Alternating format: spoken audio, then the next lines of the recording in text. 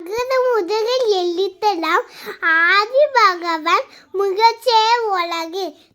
Hi friends, Tamil சினிமாவில் முன்னணி நடிகர்களின் விருப்ப தேர்வாக சினிமாவை விட்டு அரசியல் என கட்டம் கட்டியுள்ளனர்.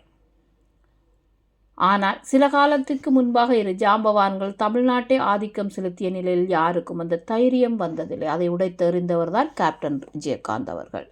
துணிச்சலுடனும் தன்னம்பிக்கையுடனும் மக்களுக்கு சேவை செய்யும் நோக்கத்தோடு தன் அரசியல் பயணத்தை துவங்கினார். அவரின் ஆரம்ப காலமோ வலிகளும் அவமானங்களும் நிறைந்தவையாகத்தான் இருந்திருக்கின்றன.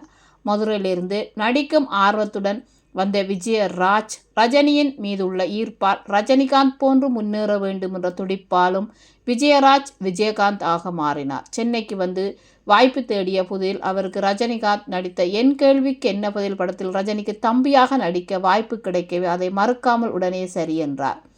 ரஜினியோ இயக்குனர் மாதவனிடம் விஜயகாந்த் தம்பியாக நடிப்பதற்கு மறுப்பு தெரிவித்தார். கருப்பா இருந்தால் நீ ரஜினிக்கு தம்பியாகி விட முடியுமா என்று அவமானப்படுத்தவும் செய்தனர் பலர். இதற்கெல்லாம் பதிலடியாக நான் பெரிய ஹீரோவாக வெற்றி பெறுவேன் என்று சொல்லி அட்வான்ஸ் படம் 101 திருப்பி கொடுத்தார் விஜயகாந்த். பின் முதல் படமான இனிக்கும் இளமையில் வில்லனாக தோன்றி பின் படிப்படியாக தூரத்து இடிமுழக்கம், சட்டம் ஒரு இருட்டறை என வெற்றி படங்களை கொடுத்தார். இவரால் நிராகரிக்கப்பட்டாரோ அவரே தனது படத்தின் வில்லனாக விஜயகாந்தை செலக்ட் செய்து தூது அனுப்பினார். ஏவிஎம் தயாரிப்பில் ரஜினி நடித்த முரட்டுக்காளை படத்தின் வில்லனுக்காக முதலில் விஜயகாந்தை அணுகி 1 லட்சம் அட்வான்ஸ் கொடுத்தார். அதன்பின் நண்பர் ராவுத்தர் விஜயகாந்திடம் உன்னை காலி பண்ண செய்கின்ற சதி, இனி ஹீரோவாக மட்டுமே நடிக்க வேண்டும், வில்லனாக நடிக்கக்கூடாது என்று கட்டளையிட்டார்.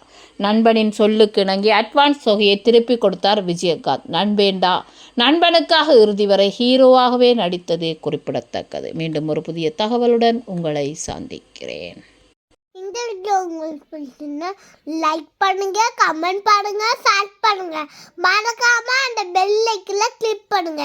Bye friends, thank you.